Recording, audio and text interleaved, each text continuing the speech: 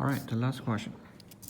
So you want to find the volume of the revolution when this triangle is rotated about the x-axis.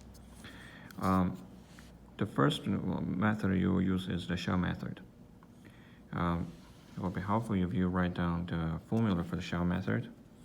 That is, the volume is equal to the integral of 2 pi RL dy from a to b. Okay, let me explain this. So first of all, why do we have dy instead of dx? Because the x-axis is the rotation axis. So if you decide to use the shell method, then the rectangle you will take is supposed to be parallel to the x-axis. And then once you found the volume of the shell, you will take the integral from this point all the way to this point. Okay, so from 0 to root 2. And that is the integration of in y. Okay, so that's why we have dy. All right, and then what is r? What is L? R is the distance from x-axis to this rectangle. And the L is the length of this rectangle. Okay, A and B, in this case, will be from 0 to root 2. Okay, so for shell method,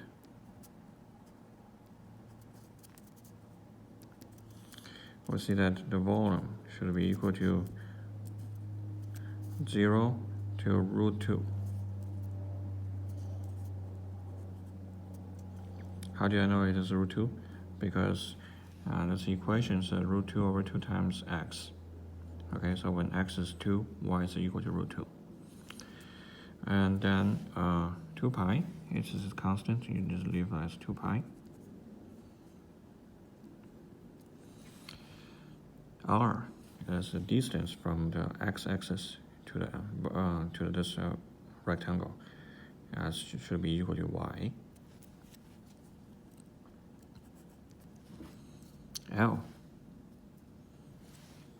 is the length of this rectangle. The x-coordinates of this point is x. X-coordinates of this end is 2. So the distance should be 2 minus x. But remember, we are taking the integral in y. So you don't want to have x in your result or in your expression. And you try to use this equation to write x as root 2 times y. So the length of this rectangle would be 2 minus root 2 times y. And that's it.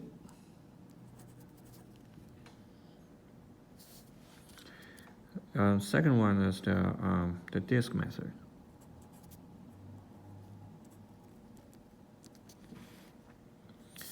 Okay, here's the formula. Again, I will explain why we're taking the integral in x. That's because we are rotating this triangle about x-axis, and if you decide to use the disk method, the rectangle should be perpendicular to the x-axis. So when you rotate this rectangle, you will make a disk. Okay, so once you found the volume of the disk, you will have to take the integral from 0 all the way to 2. And that's the integral in x. Okay, that explains why we have dx instead of dy. And then what is r? R is the length of this rectangle. Or in other words, it's the distance from this end to the x-axis. Okay, so it is y, which is root 2 over 2 times x. So the volume should be equal to integral of pi times r squared. R is equal to y, and it's equal to root 2 over 2 times x. R squared and times dx. Now, how about the bounds? As I already mentioned, it is from 0 to 2.